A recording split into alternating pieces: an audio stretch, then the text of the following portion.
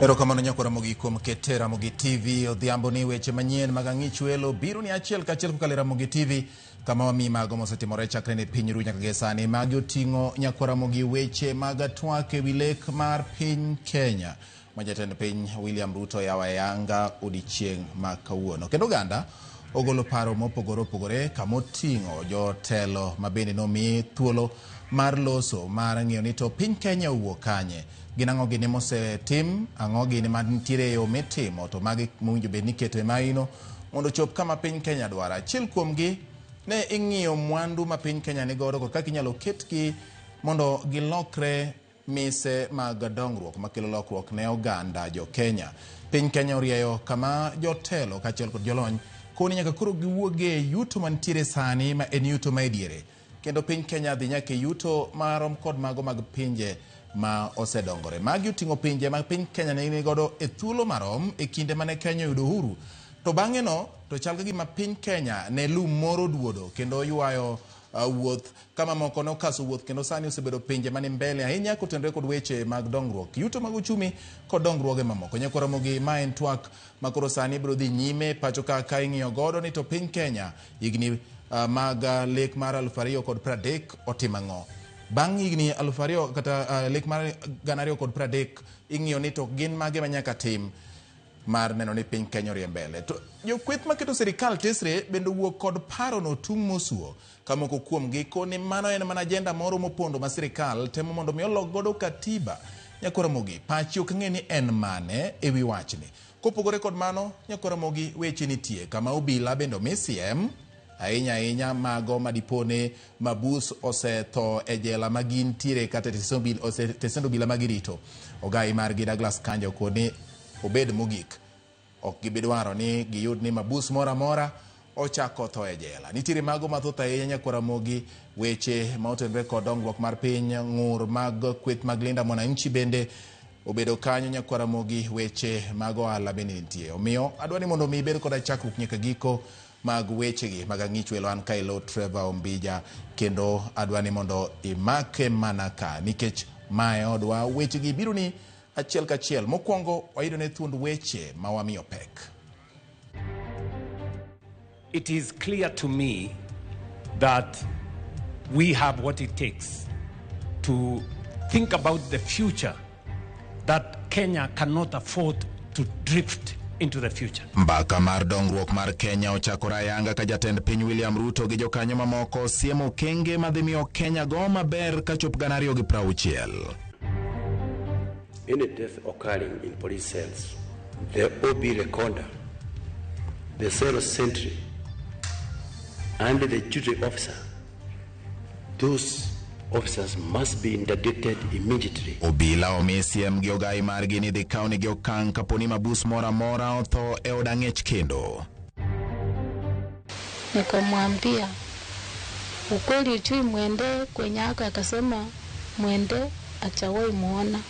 Nikamwambia tuende mpaka nyumba 10 tulipoti basi. Anyuola moro e kar dak ma Mukuru kwa Njenga pod ni kod kuyo gi lit kaluwore gi nek makoch mar nyathigi manyako ma jahigni 7.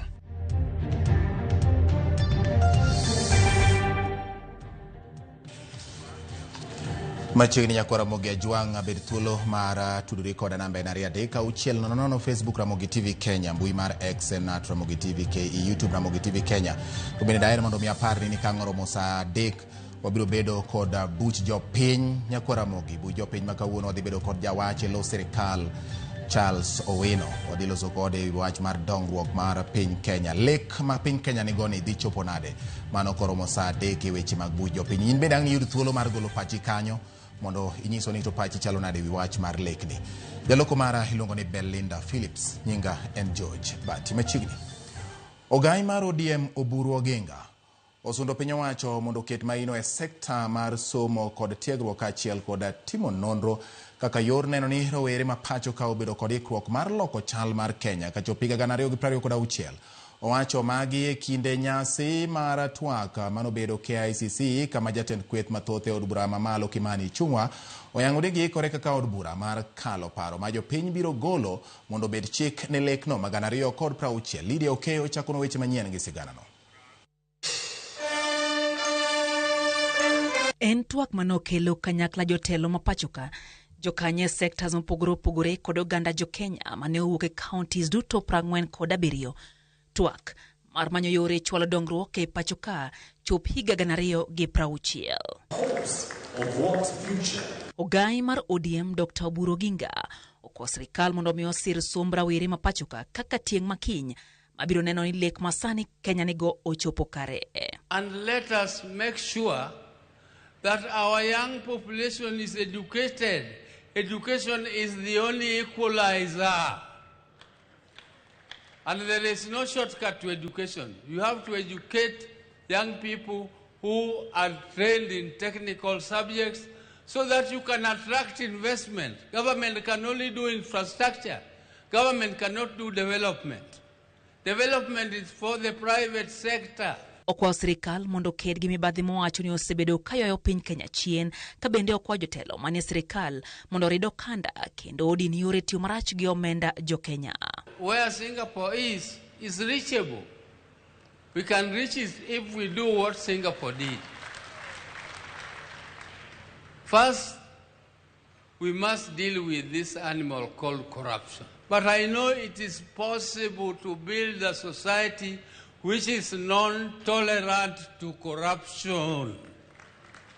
We need to tighten our belts, those who are in government. Jatend kweth mathoth od bura Kimani Ichung'wa ochiwo singo mare ni od bura biro kadho paro ma ibiro gol mar chwalo Kenya mbele mondo mi gibed chike kaka yor neno ni lek go chopo kare. And we must look at a way where from this process we then culminate in a legislative proposal in terms of a bill that will now anchor this process of a national vision into law so that we obligate all future leaders to the time we are 100 years as a nation and beyond in law and make sure that nobody ever takes us backward. Long-term development goals must not be disrupted by electoral cycles and the political leadership that such elections bring up from time to time.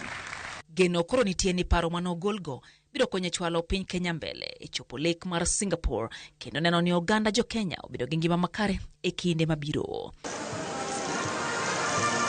Lydia Okiyo, Ramogi TV, Nairobi. Ramogi omedo dhi nyime gi mamoko ka mutende mana kod twako nogo. Oganda jo Kenya koro nyisi mondo bed motang' ne jo siasa machwalo mibadhi pachoka mari mano en achiel kuom gigo manyalo mono piny Kenya chopo lek mare mag pinje mosedongore osechope. Ma oyangi e kinde nyasi mane obagi e kar bagoruma ma KICC, nyasi mar pedho ne oganda jo Kenya kendo kao pachgi e wi chenro mar lek ma imenyo godo higa mar 2060. Kaka ifinya kidilero, jatend piny William Ruto siro paro mar chugo komiti mabiro tayo chenro mag kao pach oganda e wi yore mag chopo kare lekno kod chike mabiro tego lekonogo. Ne en nyasi ma okelo kanyakla jatend piny Kenya, jalupne, jotend migepe, jogoro e migepego, apisas mag sirikal kod oganda jo Kenya ma pedha yanga lek ma dongruok ma imenyo godo higa 2060. Lek ma ochaki matieko tijno ma chenro ma dongruok mane ochaki kinde loch mar manen jatend piny mosenindo Mwai Kibaki. E buo lek mane imenyo godo higa 2030. Achiel kuom gigo ma oyangi kinde romono ni thiro dongruok ma pinje ma pod dongore en mibadhi.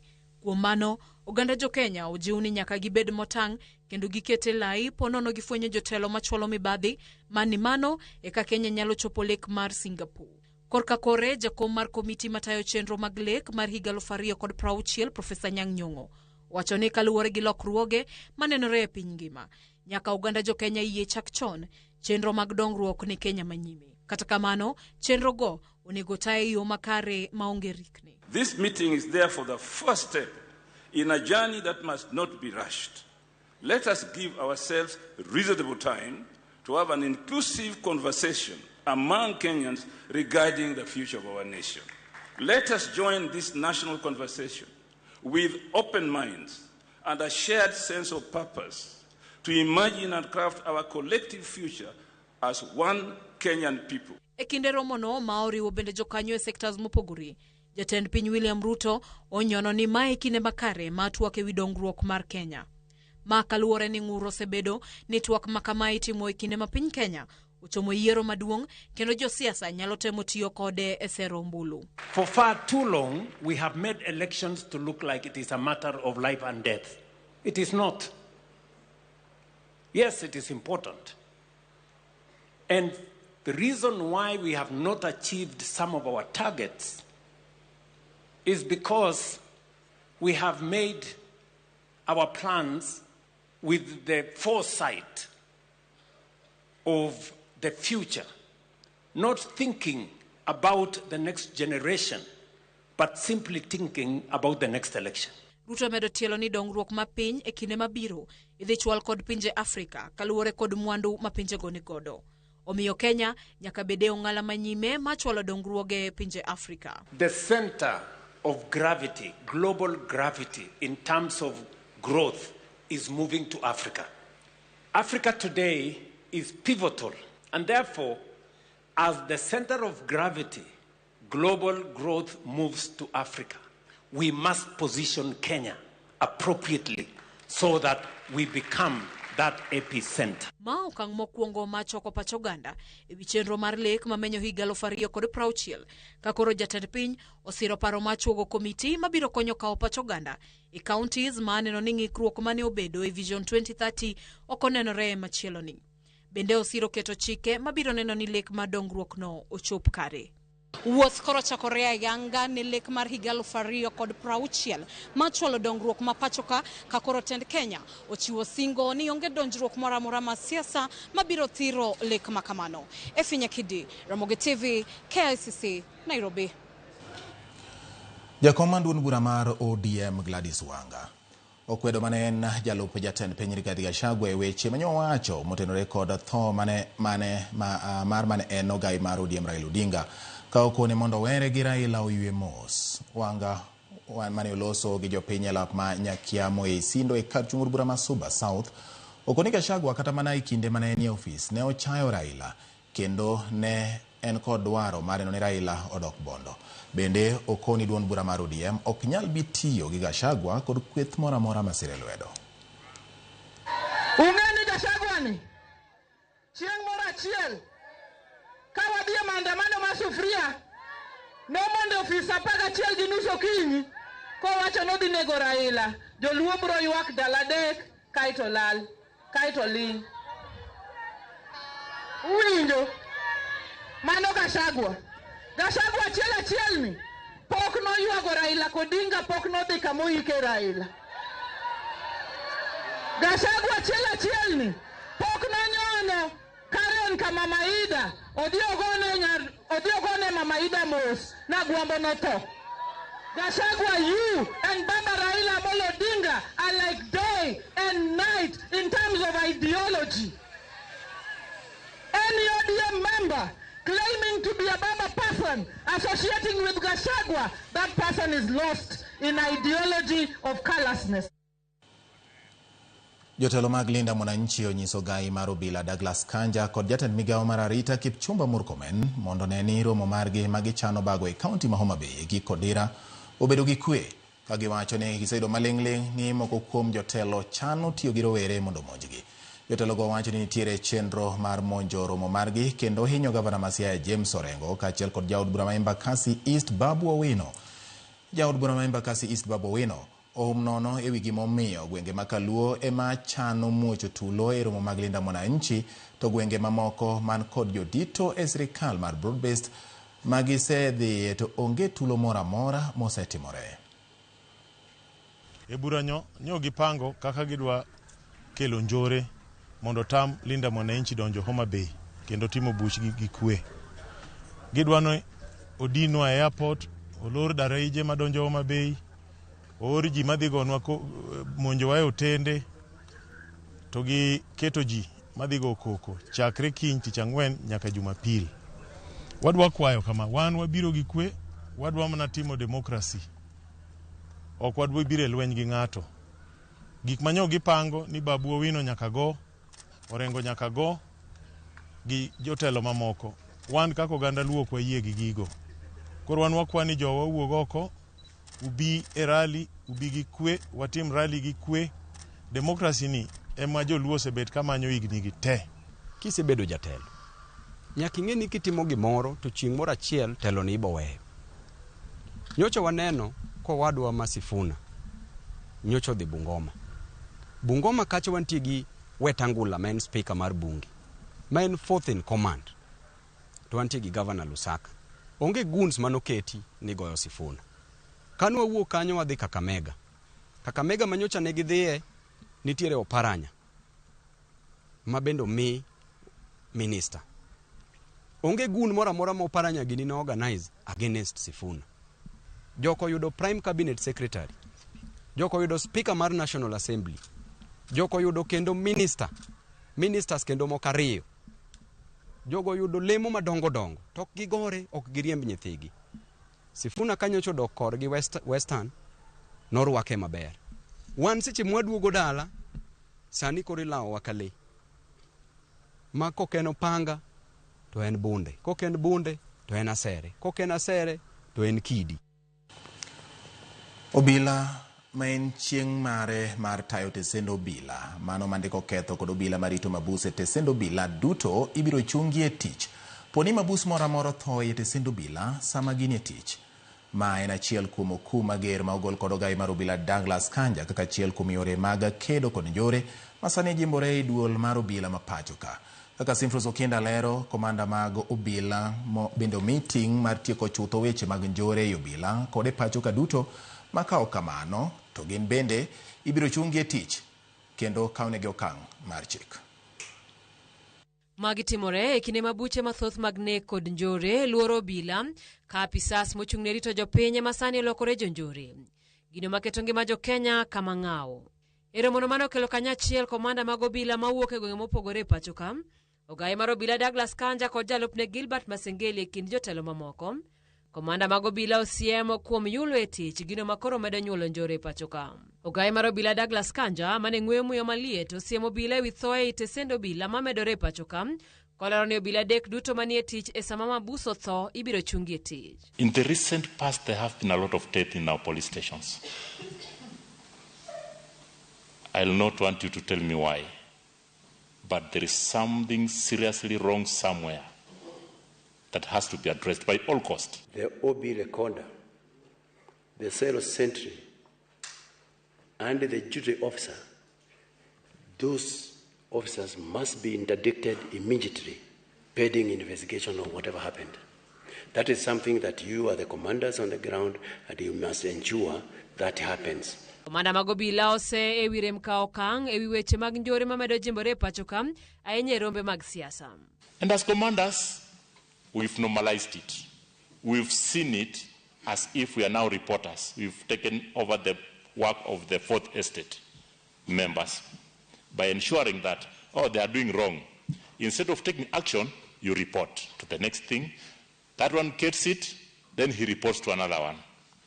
That has to be stopped. So as you go back to your areas, ensure that the issue of goonism and gangsism is dealt with firmly.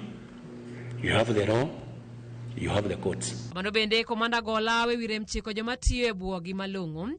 Gino matendo bila wacho ni osenyayo wich teko kendo miyo moko kuom obila koro sani odonje njore aching' maonge wich kuot. You must account for the equipments that are held by your officers for the discharge of the duty. Let every commander, every line manager get to account for the officers at all times. Because it cannot continue that way. E thuolo mar dwe mar aboro ni kende, ji ariyo Eric Otieno kod Gideon Makau osewito ngimagi e tesend obila ma Muthaiga kod Makueni kaka giluore no, kageno en chikegi biro chako tich kendo konyo yudo ratiro ne anyuola ariyogo e kind moko mathoth. For a policy development. Bedo mager kendo dhao ne obila ok bi tieko timbe njore masani noro duol mar obila e pacho ka. Wechegi biro chopo kare poni sirikal onyiso ni bade boyo kendo nyalo tweyo joge owuon. Simfros Okinda, Ramogi TV e boma Mangong, Kajiado. Kaong'yo motendo kod weche mag siasa ni jotelo maketo sirikal tesre omedo nyiero chenro ma sirikal nigo mar goyo mbaka ewi dongruok mar Kenya mamenyo higa 2060. Jatend DCP Rigathi Gachagua kod jotelo mamoko wacho ni mago gin mana riekni mag jokoyieyo mar temo loko pend chike ma pacho ka. E kinde ma jatend piny William Ruto tayo chakruok mar twak ewi lek ma Kenya geto mag dongruok kachop 2060, jotelo maketo sirikal tesre ne omedo chwalo seyo ne sirikal. E kaunti ma Kajiado, jatend DCP Rigathi Gachagua kod jotelo manotene wacho ni mano en rieko ma sirikal temo loko godo katiba. Ile kitu zaidi tunataka kusikia ni baada ya siku 364 umefika Sugoi. Hakuna kitu kingine zaidi tunapiga hesabu yake. Hata ukituambia maneno ya 2060 wewe hautakuwa. Wewe hata huwezi tuambia maneno ya 2028 hautakuwa. Leo tunamwambia tukiwa Kajiado, katiba hatutabadilisha. Ile kitu tunabadilisha ni wewe William Ruto. Gachagua tiyo kod thuolono mar medo chwako ganda ma Kajiado ni sirikal poko keto maino e bero ngimagi. Itakuwa ni makosa kubwa sana. Mtu alichaguliwa amfanyie kazi. Hakuna kazi yeyote amefanya. Instead amechukua mashamba yenu.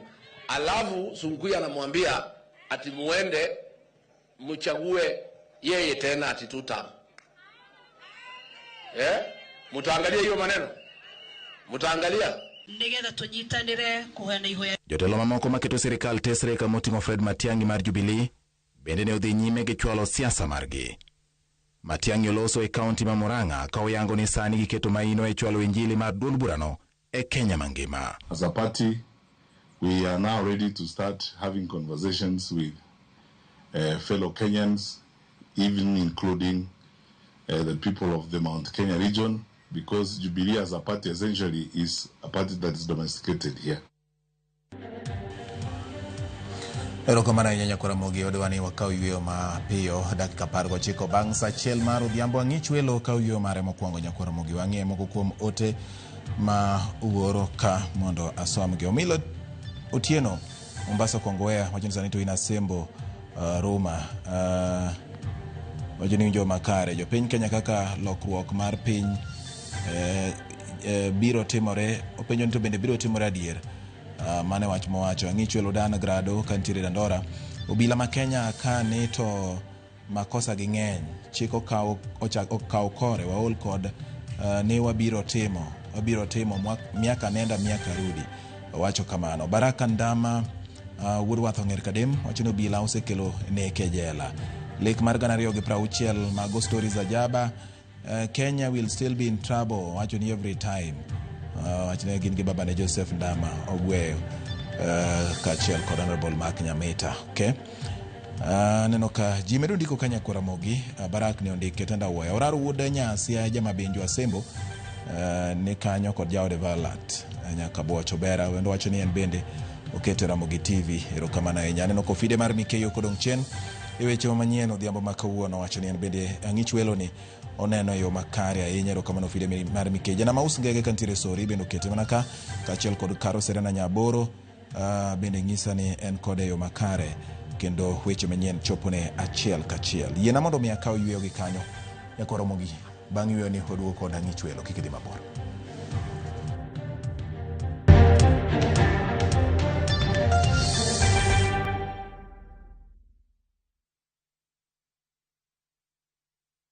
Harufu nzuri, manukato laini, Downy Pure Bliss.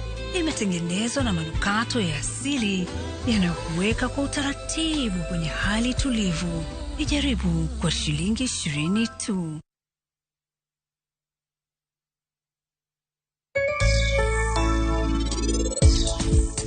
Doge na gichiemo deriyo kende.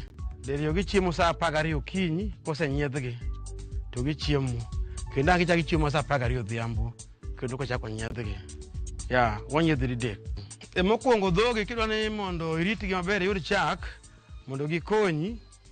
Chuno ni kama gintie nyaka bed maler. Magi seche te gin zero grazing. Ok giwuok oko gidak e ot.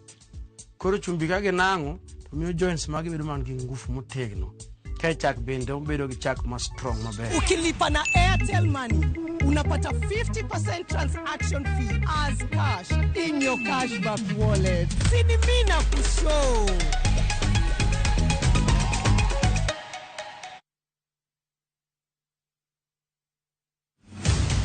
Negino siepe mangita gi del. Niti engima naka, to ananyalo timone gimoro amora.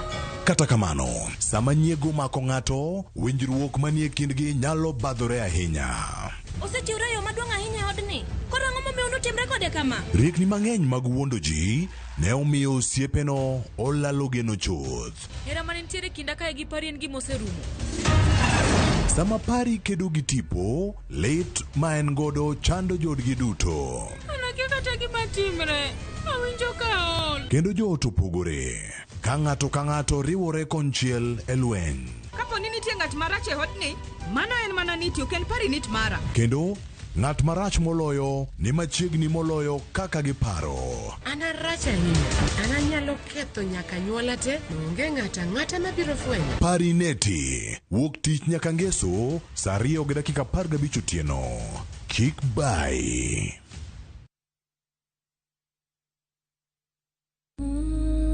E gweng' kama nam chiwo ngima, ng'at achiel ema chiko gik moko duto. Anyuola mapalo ganyuola, ok en anyuola, en balo. To balo en chuogi. Sama jalupo kedo gi ruoth, onge mindni, bondo, mana winjruok.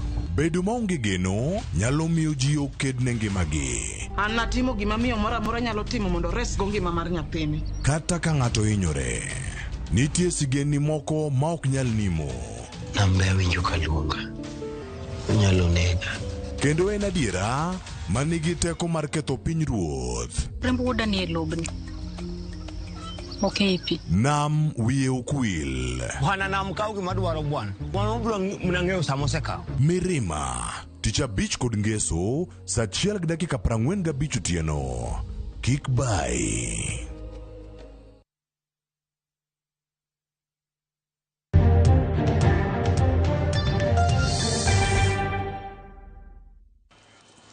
Machiegni kendo nyakwara mogi wadhi nyime gi weche manyien mag ang'ech welo. Anyuola moro e kar dak ma Mukuru kwa Njenga pod ni kod kuyo kod lit kaluwore kod nek makoch mar nyathigi manyako ma jahigni 7. Jedida Mwende ne en jagrade mar 1 kanolal tarik 11 ma dwe mar 7. Toke ringre noyude kowang' ma olokore buru e bath apaya ma Masai Road mayudore Embakasi. Kaka Otieno Job leronwa, anyuola no osebedo moingo dwe 1 ka nonro pod dhi nyime ka obila wacho ni onge achich moro amora mosemaki e wi wachno. Magi gin moko kuom ranyisi modong' mag Jedida Mwende, nyathi ma jahigni 7 ma ngimane nong'ad machuok tok nege kendo wang' ringre. Kuom moingo dwe 1 nyaka sani, anyuola mar nyathini kod jogweng'e kar dak mar Yara mayudore Mukuru kwa Njenga chokore kae ok mar jiwo chuny anyuola ni kende, to mar choko omenda mabiro konyogi e chenro mar ik mar nyathino ma bende pod ok ginyal timo. Mini nyathino moyang nyinge kaka Ellen Kemunto lero ni nyathine nolal tarik 11 dwe mar 7 higani. Tok fwenyo lal mar nyathine, noringo nyaka tesendo obila ma Vila kama owacho ni noromo kod akwede gimomiyo nowe nyathine manyako mondo odhi ir wuongi ka nyaka sani pok oyudo ayanga obok mar obila. Ka bang'e, apisas go nogocho ne kendo nooro ne picha mar ringre nyathi manokwany Masai Road Embakasi. Olero ni apisas go nonyise ni mondo ochopi e kar kano ringre ma City mabende nowe kod buo. Hapo ndio nilienda mpaka Fila nikaripoti. Fila wakanichipu, mbona unaacha mtoto msichana anaenda kwa babake, anaenda anakuja na 10 bob na sweet ama lingo, sio 10 bob inanunua unga ama inanunua nyama. Nikawaambia mtoto anaendanga na ninamchapa lakini asikii, anapenda babake. Wakaniambia kesi kama hizo hatutaki. Huko moja watu wakasema ufai kulia hapa ndani. Nikamwambia nifungulie hiyo, fungua hiyo kitambaa yenye mmefunika huyu mtoto nione. Vile amefungua hivi nikaona kale kaswenta kama mtoto alikuwa nayo kabisa. Jedida mane en nyathi kende mar Kemunto kod chuore mane giwerego higni 9 mokalo, manyinge Munyao Mbithuka, mabende nodhi nyime kendo ne okoyie ni mano picha nyargi no. Ka bang'e to ne gidwaro mondo ringre otim ne pim mar DNA. Akaniambia ingia ndani, nikaingia. Akaniuliza ulitembea aje, nikamwambia tulienda, tulipata mtoto ni wetu. Akaniuliza mlichoache ni wenu, nikamwambia kuna kapisi alikuwa nayo na mtoto wako, hata kama amechomeka uwezi sahau, hata kama ameungua. Akaniambia mbona mzee anakataa mtoto sio yeye. Na mimi nikamuuliza kwa nini alijaza fomu huko ya mochari na akaweka mtoto, akasema ni yeye. Bang'e, anyuolano nokon mondo orit kuom ndalo 9 mar yudo duoko mar DNA.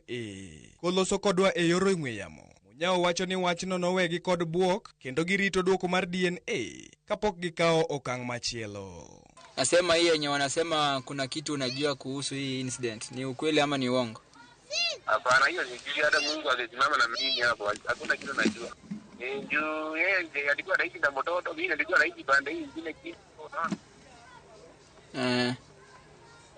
Sasa tulikuwa tunangoja majibu, tumefika simu huko, hakuna mtu amechukua simu huko kwa mandizi yao huko. Ni watu wamesenia yote. Kata kamano, nonro mar nyathino osekawo moingo dwe achiel. Ka apisas mag obila e tesend obila ma Embakasi wacho ni pod gidhi nyime kod timo nonro mar ng'eyo adieri ewi wachni. Anyuolano to pod rito duoko mar nonro eka giik nyathigino, seche ma min gi to koro odong' mana kod lepe mag sikul, wuoche to kod ofuko mare mar skul. Otieno Joab, Ramogi TV. Anyuola mar Elvis Opiyo, achich ma itudo kod chano chenro mar monjo kendo wang'o kod asid nyadendi Mary Claire, oyango ni wuodgi oyudi ka wito ngimane odhiambo manyoro, ka ichich ni nyo okawo ngimane kokalo e madho gimoro ma gichich ni en sum. Elvis ma ripot mar obila yango ni en jariembo mar bad migawo mar obila mang'weyo maling'ling kata NIS. Anyuola mar lieko ni nyo yudo oboke mar yembe tichuth bang' yude kod ketho mar keto omenda tudore kod njore kod chano chenro mar wang'o nyadendi Mary Claire kod asid manoweye kod rem mapek. Ringre Elvis otimne bero kawuono e kar kano ringre mar kar thieth ma Mama Lucy Nairobi, kama ripot mar bero oyango ni onge ler malong'o mar gima ne okelo tho mare, kendo jotim nonro kawo nyirni kata nyinyo matut mag dende mondo dhi timne nonro matut mar fwenyo gima ne okelo tho mare. Anyuola mare oyango kawo ringre kendo chwalo ne chenro mar ik e dalagi ma yudore e kaunti ma Migori.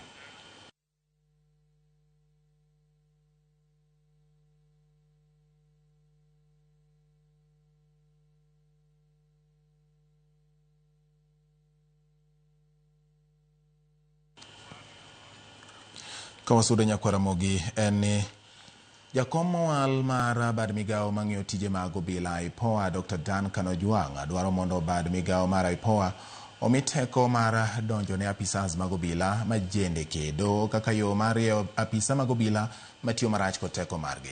Ka oloso e nyim komiti mar od bura mochung'ne weche mag arita e kindego e kogno, Dr. Ojwang' ma ni kod lony mar arita e weche mag chike kod kedo ne ratich oganda wacho ni okang' makamano dhi miyo IPOA thuolo maber mar kawo chik mager ni obila maketho chik, opogore gi kinde ni ma teko makamano owene apis jatend jomin buche kende. Dr. Ojwang' bende okoni kata dwaro ni omi IPOA teko mar nono kaka obila duto tiyo gi bunde magi moting'o nyaka obila marito bunge, obila marito bunge mos Nyakwaramogi, obila marito kuonde mag rito le mag bungu, KWS, obila ma sanja kod obila marito kuonde mag twech. Information I shall give before this committee on the matter. IPOA, you can do a quick introduction.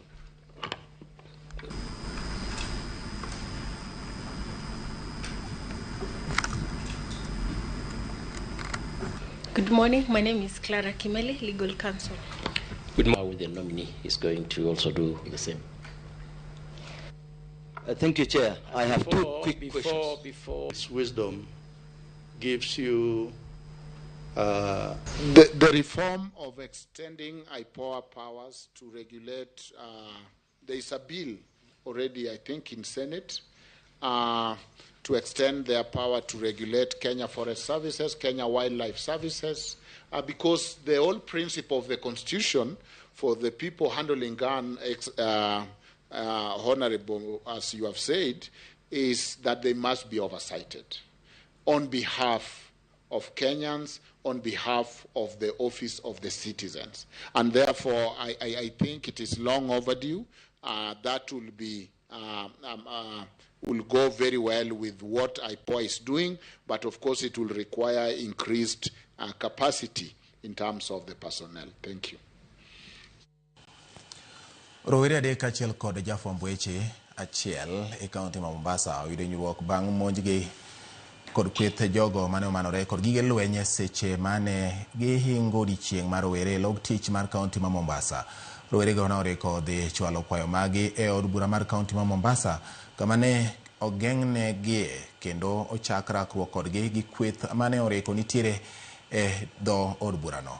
Joja oko nigi ler mathoth kowuok e kaunti ma Mombasa. En nyasi mane obagi gi rowere e kaunti ma Mombasa mar hingo odiechieng' rowere mane idhialo e piny mangima. Rowere go ne jobago wuothe apaya manyerere ka gichomo od bura mar tend kaunti ma Mombasa kuma ne gichano chwalo kwayo mekgi ewi moko kuom gigo ma gidwani od burano twagie mar resogi. To bang' chopo e dho od burano, kae ema gikoni ne ogeng'negie kaeto chak rodhgi nyamina nega.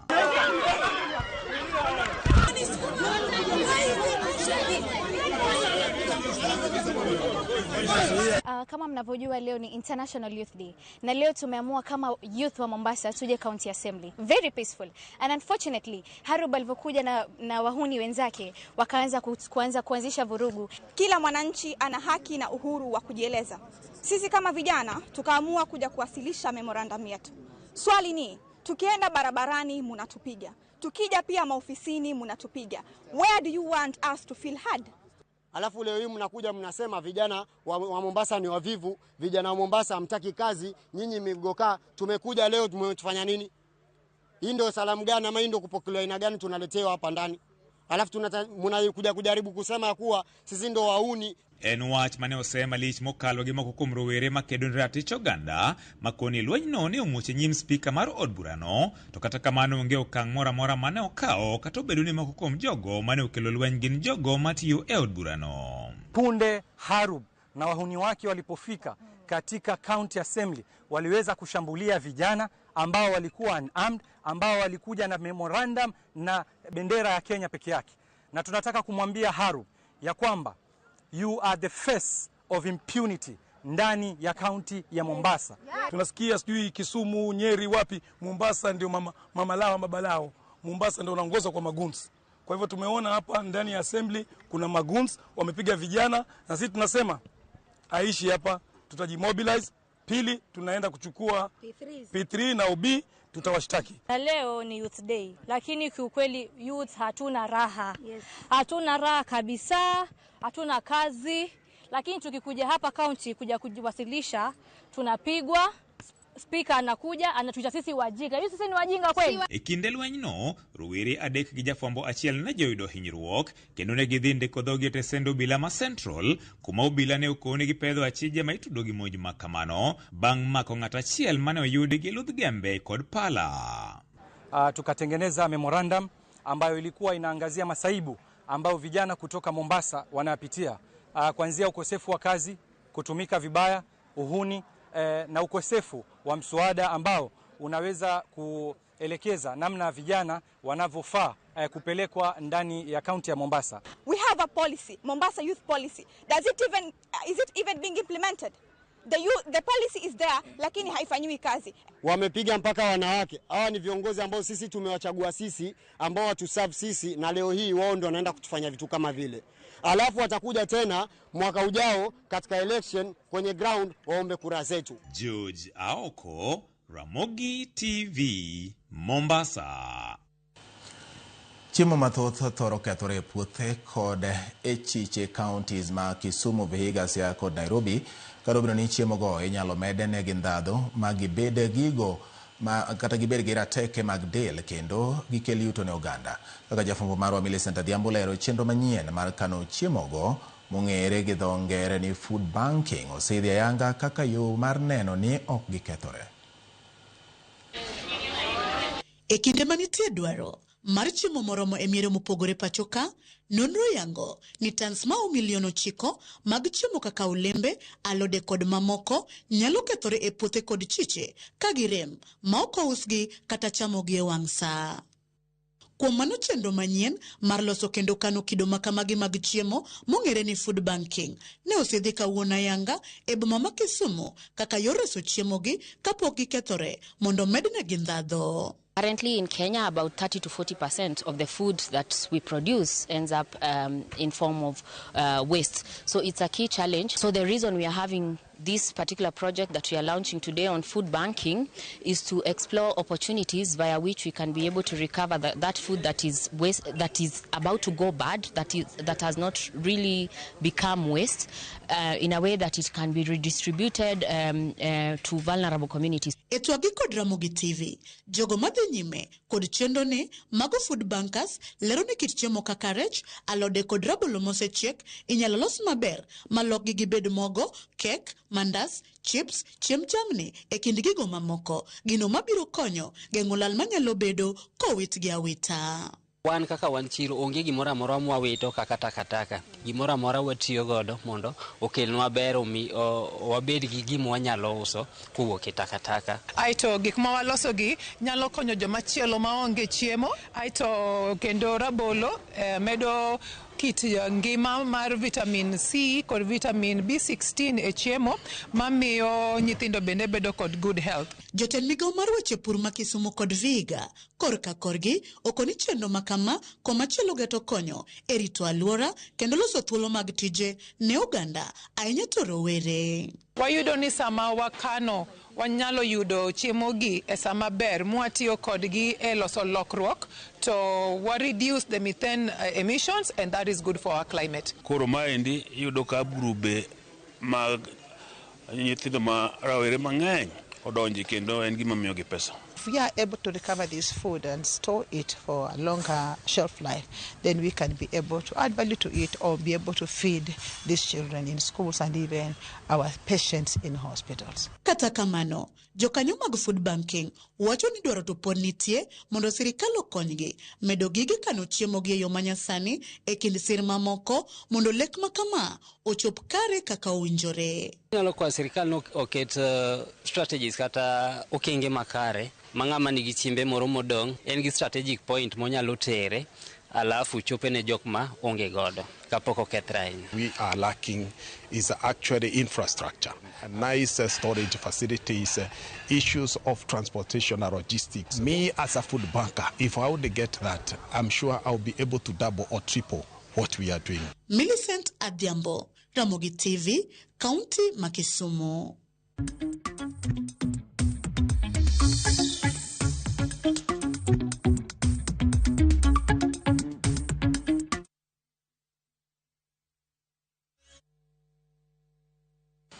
Kawang'iyo motende kod weche mag ohala ni jolupo e kaunti ma Migori dwaro mondo piny owacho okonygi yudo hola kokalo kuom riwruoge mag saga. Jolupo go bende ywago lal mabiro kaluwore kod pek mar yudo baraf kaachiel kod arita ma onjawore e nam Lolwe. Sekta ma lupo ndiko ji mathoth kendo kelo gago ne familia buora e kaunti ma Migori kod oko mare. Lipot mogol kod apis mar tend dhowedhe kaunti ma Migori yango ne malo yiedhi gana dek moidore e dhowedhe 28 duto e kaunti ma Migori donjo e nam Lolwe e chenro mag lupo odiochieng' kodiochieng'. Kada bed ni sekta ni mar lupo pidho familia mathoth, jolupo e kaunti ma Migori pod ywago midhieche mathoth magiwacho ni osethiro sekta ni. Wachi marach kodwa sana wan jonam ni kitu ya Waganda. Maskari ma Uganda biro to chako chando kwendegi. Gi akocha gi muomo nyaka kwendegi magi mawa rech. Midhiechegi gin moting'o onge mar arita makare nam Lolwe kagiwacho ni pod gikale sand e lwet apisas mowuok e pinyno ma Uganda kaachiel kod Tanzania. Ka yie wuok ka madhi nam okawo before 10,000 mano budget. Koro kichopo kocha kiselupo to Muganda mai rech iduogo nono. Koro security mar nam no korka Waganda no be gichando sana. Jako ma jolupo e dho wath Masori Hesbo Nouko wacho ni apisas mag piny Uganda pod mayo gi rech kod mwandu moko ka gidhi lupo e alwora machulo ma Migingo. Hapa nene ywak ma sirikal ng'eyo ma ji osewuoye mang'eny mondo kal mi pas Migingo kocha ka giyudi kijataya ikawo teyni go te kata ichulo nitie pesa michulo koro kilupo kono. Koro samoro ichulo pesa tibiro kate wang' onge gimiyudo. Jolupo gi bende pod ywago lal ma ikelo kod kethruok mag rech mabiro nikech giyudo pek e yudo baraf. Kelo lal maduong' kabisa sorika ni ahinya jok maluwo mbutagi ke sani mondo yud baraf nyaka odhi makanye ke nyocha jogo ng'ado stima koro mondo odhi mana gwasi ma ome baraf. E dho wath Masori kambi mar rech moting'o nyaka kama ilose baraf manoger kod piny owacho mamalo kod omenda maromo milion 140 nyaka sani pok okelo resruok ne jolupo. Kaka ineno wantiere kani, nolos masin kendo nomiwa gimoro amora to nolos gi yo mok nyal kelo mwandu, onyalo mana wang'o johala. For example, anyalo koni ni ka warego gicha goni achiel to watiyo kod siling 1,200 to wan goni achiel wauso siling 800. Mano olre wasalos masiu mang'eny to golo matin tieno golo matin kabisa. To koro mondo wati kode mondo konywa kabisa, wasetemo kwa sirikal joket mondo osebiro mondo tem ka gibiro to yud kata ma solar system manoket ka ok kan not work. Jolupo pod wuotho ndamo mabor kendo tiyo kod omenda mathoth ka gimanyo baraf ma gitiyo godo e kano rech maggi. Kawa gi rech ka to samoro ais be ido ka samoro bende wanyalo kosa ais kwasa gi rech wanam to en gima kelo tich matek. Kono wakwayo kaka jolupo no wakwayo sirikal mondo neka nyalo konyowa mondo gir ais no bed maber maka wan gi rech to ayudo kaka wayudo ais no piyo piyo ma rech ok nya kethore enwa. Komachielo jolupo e kaunti ma Migori dwaro mondo koro piny owacho okonygi e biro korwego mag saga obende koro nyalo miyo giyud ola e yo mayot. Gagoero kamano ni Fisheries Department gisetemo kata jo county gisetemo kaka ginyalo to pod nitie gik mwagombo mondo wayudi. Namba achiel mondo wago ohala kabisa wadwaro mwandu moro ng'ama nyalo miyowa mwandu kata grant ahinya grant. George Juma, Ramogi TV, Migori.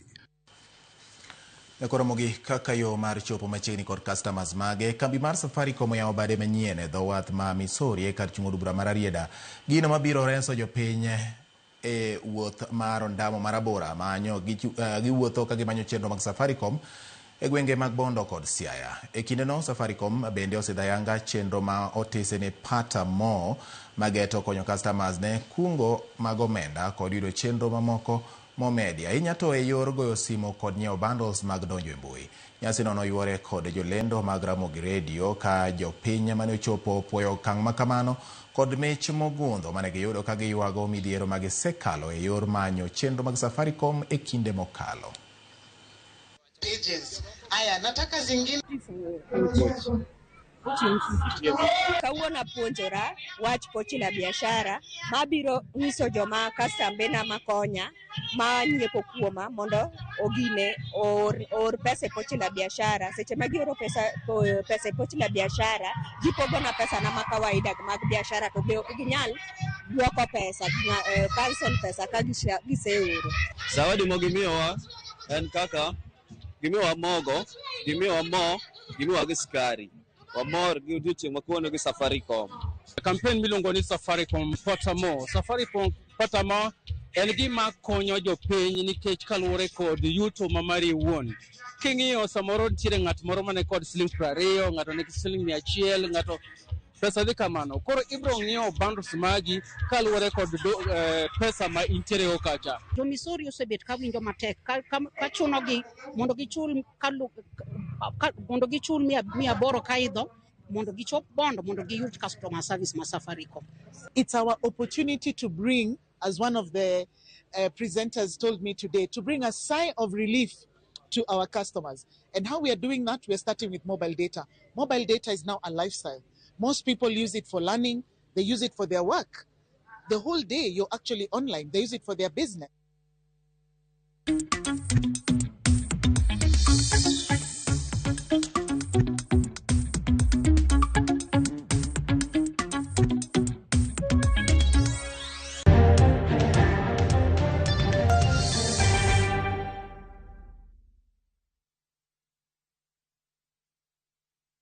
Many people worry about seeking healthcare abroad. Is it safe? Is it legitimate? Will someone truly be there for them? You don't have to worry anymore. View Travel has partnered with HBG Medical Assistance, connecting you to a network of leading accredited hospitals in India. Max Healthcare, BLK Max, and Artemis, with every step guided by a dedicated care manager from the moment you inquire through your journey to India to when you're home. Our packages include over 30 core medical screenings covering your heart, metabolism, and vital vital organs, plus dedicated screening for men and women, including prostate and breast cancer screening, delivered by experienced specialists, with packages personalized to your individual needs, starting from just $1,300. Every detail is handled for you: flights, accommodation, your full screening itinerary. So the only thing you need to focus on is your health. Call or WhatsApp 073-254-254 to talk to View Travel and HBG Medical Assistance today.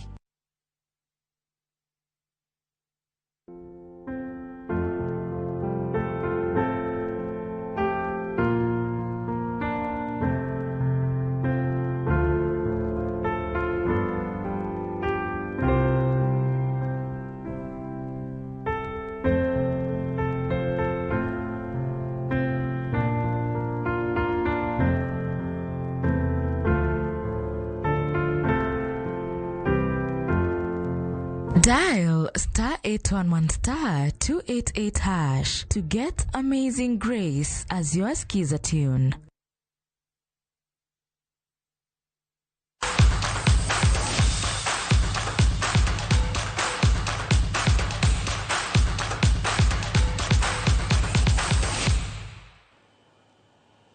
Machiegni kendo wadonje weche mag tuke mag laro okombe mar Afrika korka joma mine odonje nus final kawuono e piny mar Morocco. Pinje ang'wen kaka weg pacho Morocco, Cameroon, Algeria kod Malawi pok noloyo okombe no nyaka nene ka Malawi bende odhi e tukego kuom thuolo mokwongo. Malawi e tim ma irango ahinya e tukego bang' ne loyo timbe madongo e Afrika e wuodhgi mar dhi nyaka nus final. Ne giloyo Nigeria gonde 3-2 e group stage, kaeto gidhi amodhi gi Zambia kapok ne giloyo Misri gonde 3-1. Bende ne gidok giloyo Ghana gonde 2-1 e quarter final kawuono gidhi rado kod tim mar Algeria. Nyimine ariyo Tabitha Chawinga kod Temwa Chawinga kachiel kod Rosa Kadzere kod Faith Chinzimu e jotugo masulwe mag piny Malawi. As the Malawians, we are so excited, and both technical panel and players, because it's the first time to qualify for the World Championship, and this is the first time to compete in WAFCON. So as to me, as many, we are so happy together with my fellow players, and when we look forward for the World Championship next year, 2027, and we'll go there to compete, not to participate, but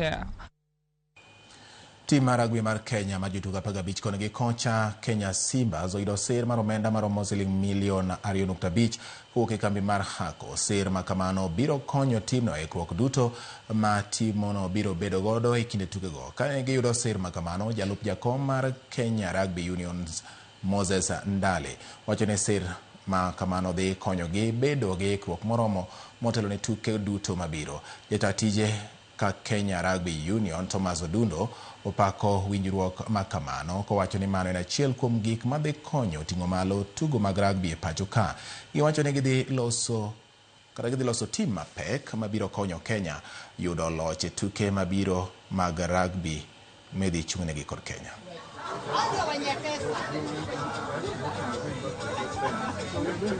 And basically this partnership ensures that our boys here are cared for during the training, the start of the preparation up to the day they play, through the care, skin care and all that. So it's a big thing for us, and we appreciate Amara for that. In the previous events we have had us starting our preparations very late to the course, so this time I'm very grateful that we are starting it very early, and someone is thinking about Kenya Simbas this early, so that we need to have those early preparations. We need to have, as our chairlady said yesterday, we need to have those more gameplay. We're here today celebrating this partnership with Amara, which is now for the third year running. We started off small. It is growing steadily, and we appreciate that. In terms of what the partnership means, it helps us in team preparation, because that forms a major part of what we do. We prepare the teams for competition.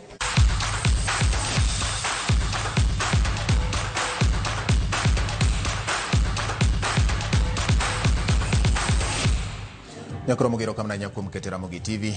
weche manyien mag ang'ich welo chope giko koromo saa 3 wadhi duogo ka kod weche manyien mag oimore kaachiel kod twak madhi bedo godo twak mar buj jopiny wadhi bedo kod jawach lo sirikal Charles Owino mabiro ng'iyo godo to lek dongruok mar piny Kenya ni oting'o ang'o gini ma waneno e gana 2030 kata Vision 2030 ka wadonjo e lek manyien makoro piny Kenya ochake twak odiochieng' ma kawuono. Kik idhi mabor med mana ketika ni mar ka ng'odugo to weche gibiro biro ni adimba. Jaloko mar obedo Belinda Phillips, nyinga en George Bati oriti masani.